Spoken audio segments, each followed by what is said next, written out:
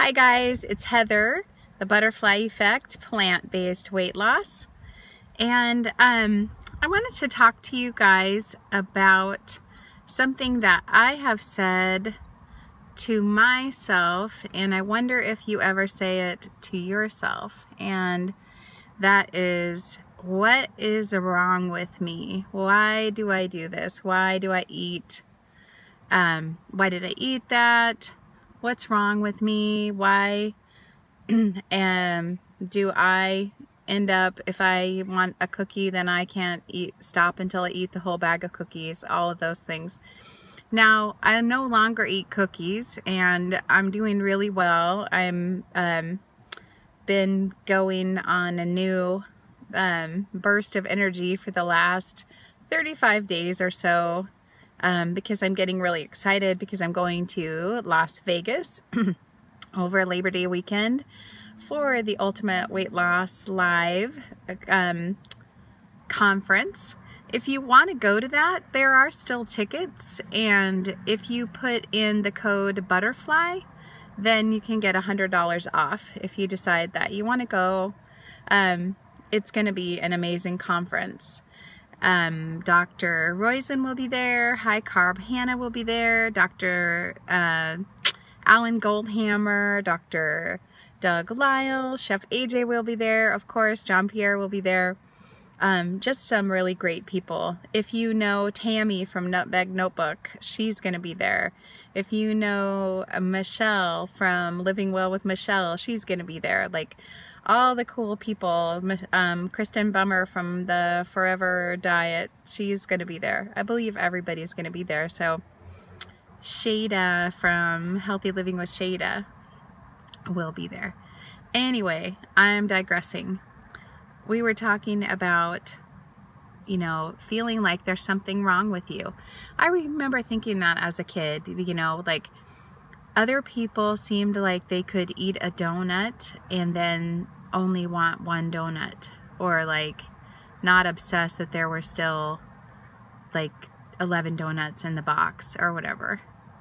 That was never me. I remember, I think I was 5 years old right around then, and my mom had some of those butterscotch candies that have the yellow wrapper. You know which ones I'm talking about. They're hard candies. They're not even good, right? She had some of those in a candy dish on like an end table or something. And I remember going and getting one, and then going and getting another, and then going and getting another. And I remember letting them like dissolve in my mouth, and then I couldn't stand it anymore, and I'd chomp down on it and make your teeth kind of stick together, right? All that sugar. And my mom saw how many I'd taken, and she said, she put them up on top of the fridge. She's like, no more, Heather. These are, that's not good for your teeth. And I was already a very chubby kid by then, very chubby. And so I'm sure she's thinking my teeth, she's thinking about my weight, all of that. Anyway, she put them on top of the fridge. And I can distinctly remember waiting till nobody was in the kitchen and pulling out the drawers, the kitchen drawers, and climbing up the drawers in order to get to the top of the refrigerator so that I could get some more of those. And I couldn't stop thinking about them. It was like a hammer on my brain. And so, especially for sugar and flour, that happens to me, right? Like if I have some, it's like I unleash the demon and I just want more and more and more. If I'd never have it, like right now I haven't had it, in a very long time, I can pass it by no problem. There can be like a bowl full of chocolates on somebody's desk, and I'll look at them, and it's not to say that I won't like want them in some part of me, or that they wouldn't taste good to me if I did have them, but it's not that crazy compulsion. It's not that crazy hammering on the brain. And I look at them and I think, if I have that, it won't even make me happy. Like, I'll just want more and more and more, and then I'll be off to the races, and then I'll end up having even more, and then I'll go off my plan more and I'll gain back more weight, and it's just so not worth it to me. And I'll just say that it's so not worth it, and then I'll let it go. Okay.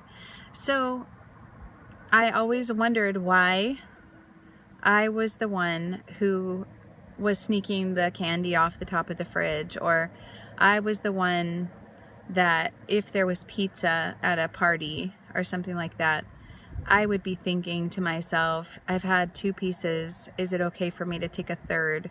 Mentally doing the math of how many people were there and how much pizza was there, and I don't want people to see me eating it because I'm overweight.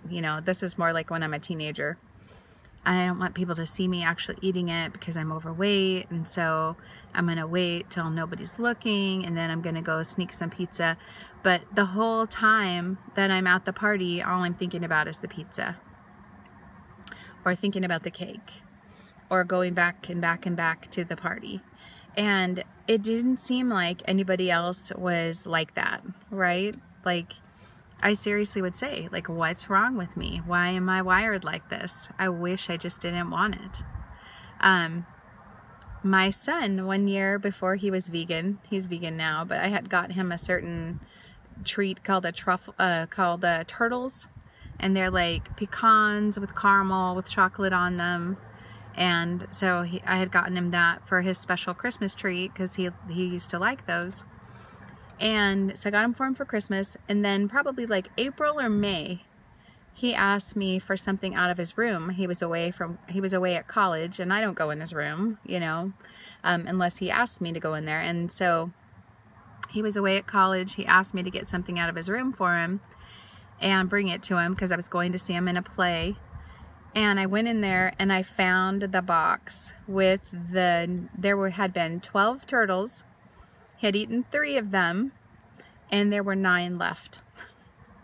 There were 9 left. And of course, that again drove me nuts. Like I could never have left 9 turtles away once about a time. And so it made me realize that I do have a brain that reacts that way to sugar and to flour. And if I liked alcohol, I think it would react that way to alcohol. Honestly, never been a drinker, never liked it. Not a virtue, just grace from God that I never had a taste for it. So anyway, why I wanted to make this video is to say to you, if you're also like, what's wrong with me? I want to tell you from the bottom of my heart, absolutely nothing is wrong with you. Your brain is perfect. So if you know any evolutionary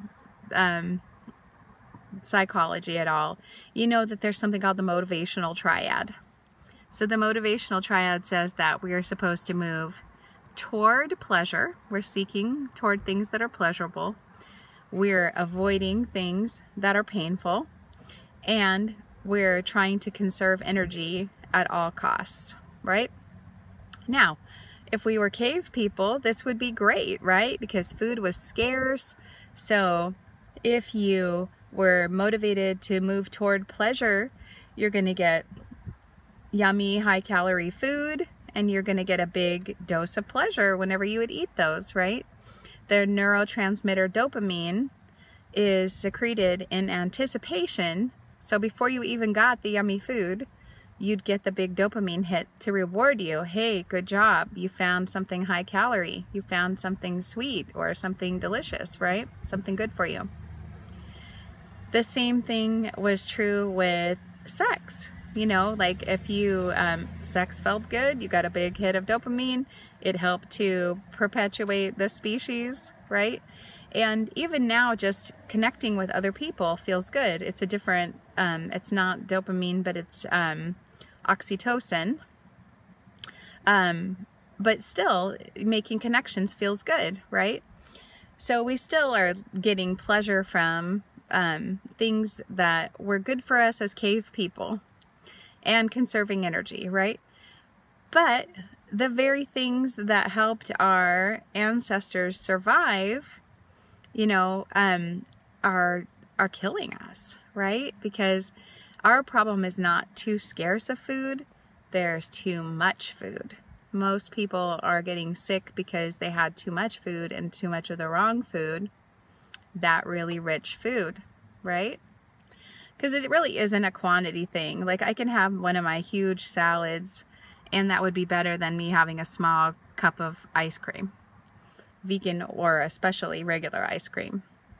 So my brain is not broken. My brain is doing exactly what it's supposed to do. In fact, it's doing a fabulous A+ job of what it's supposed to do.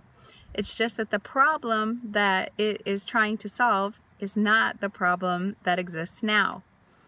Why does this problem exist now? Like, my brain, basically we've evolved past the point where my brain can do a good job, okay? And that is because of processed foods. So things like sugar, things like flour, they didn't exist back in cave people days. You might get some honey, but you had to fight some bees for it. You might get some nuts, but nuts were really hard to crack and they took a lot of work, and you're not going to eat like pounds of them because, they also grow up high, things like that. So the kinds of things that I kind of get in trouble with either didn't exist then. There was no ice cream. Ice cream was invented in the 1900s. Think about that. Ice cream was invented in the 1900s.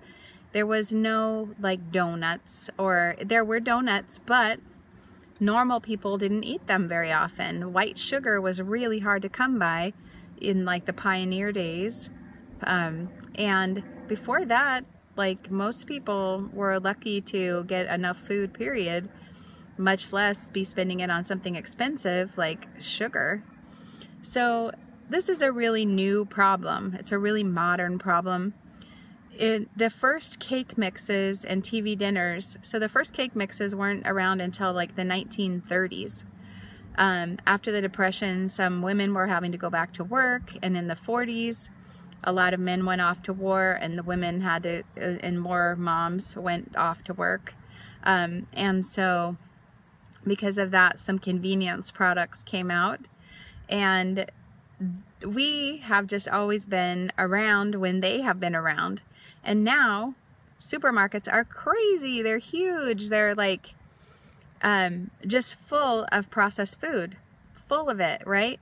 And for every box or can or package that's on the shelf or in the freezer or wherever it is, there is a scientist in a lab trying to make that food even more hyper palatable. So that means that it would release more dopamine. You'd get more pleasure from it than its regular, component. So if you take cherries, they're sweet and delicious. I can overeat on cherries. I love cherries, but they're sweet and delicious. But I make it into a cherry Pop-Tart, and I put sugar and flour and fat, and I put, salt even, until it gets to this thing called the bliss point, which is the point at which you can get no more dopamine out of it, right? So these scientists are doing this on purpose. So there's nothing wrong with us. There's nothing wrong with me or you.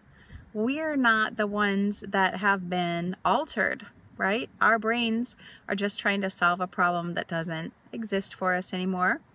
We're lucky, we're blessed. We live in a time when we have all the fresh food and it's available to us all year round. We have, the miracle of fresh raspberries in January, which is crazy, right? We can get anything, any time of year. And so in that environment, we have been hooked by these super concentrated foods that release way too much dopamine and hijack sensitive brains like mine. My brain is more sensitive to it than other brains, which is why I do associate with calling myself a food addict. I think it's a useful way to think about it. But I don't think that that means that there's anything wrong with me. I still believe what Dr. McDougall says, which is it's the food. There's something wrong with the food or the stuff that passes for food. It is addictive. It is poisonous. It really is, because something that kills you, if you ingest it over time, or kills you immediately, either one of those things is poisonous. And so I look at the candy bars on the person's desk, and I think that is nothing but very beautiful poison. It will taste great while it kills you. If I knew that those, Snicker bars had arsenic in them, I certainly wouldn't eat them. And the thing is, they may not have arsenic in them, but they're still poisonous. They just kill you slower. So you don't have to relate to being a food addict if you're not. My son, like I said, he's not even addictable to the kinds of things that hook me. Some people aren't. They estimate that around a third of people just aren't even very addictable.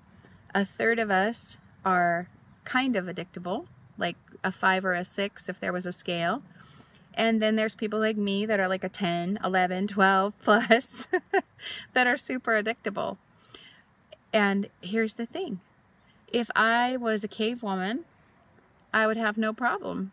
Even if I was born any time before 1920, I would have no problem. I only have a problem because of what time I'm in, and because that there are people in labs trying to hook me, and they're doing a beautiful job, aren't they? Now, I escaped from the pleasure trap. I'm not stuck there anymore, acting not in my own best interest because my brain's been tricked into thinking that these foods must be really super important because they're releasing such a big dopamine hit. The way that you get out of the pleasure trap is you stop eating all of that. Definitely stop eating any refined sugar, any of that flour, any of those processed foods, animal products, high-fat foods, things with a lot of salt. All those things will keep you stuck in the pleasure trap, especially if you do have an addictable brain. And so I don't need any of it. I'm out of the pleasure trap. And because I'm out, I can look at things with clear eyes. I can look at that bowl of candy bars on someone's desk and see it for exactly what it is, like something that's designed to hook you in and make you miserable, and make you want more and more and more and more. There's never enough of that kind of stuff for me. There would never be a point at which I would be happy with it. And the only way I can be happy, ironically, is just to not touch it at all. So that's why I say there's nothing wrong with you. There's nothing wrong with me. Dr. McDougall was right. It's the food. And abstinence is bliss. Just leaving it alone is great, because then I just don't have any problem. I can be back in control of my life. It's not hijacking my brain. It's not letting those food manufacturers hook me in and make me miserable and ruin my health and steal years of fun and adventure away from me and steal me away from my kids when they grow up and they have kids. You can stay out of the trap. Abstinence is worth so much more than a quick dopamine hit. Lifelong happiness is riding on the fact that you get out of the pleasure trap and stay out of it. Love you guys. I'll talk to you soon.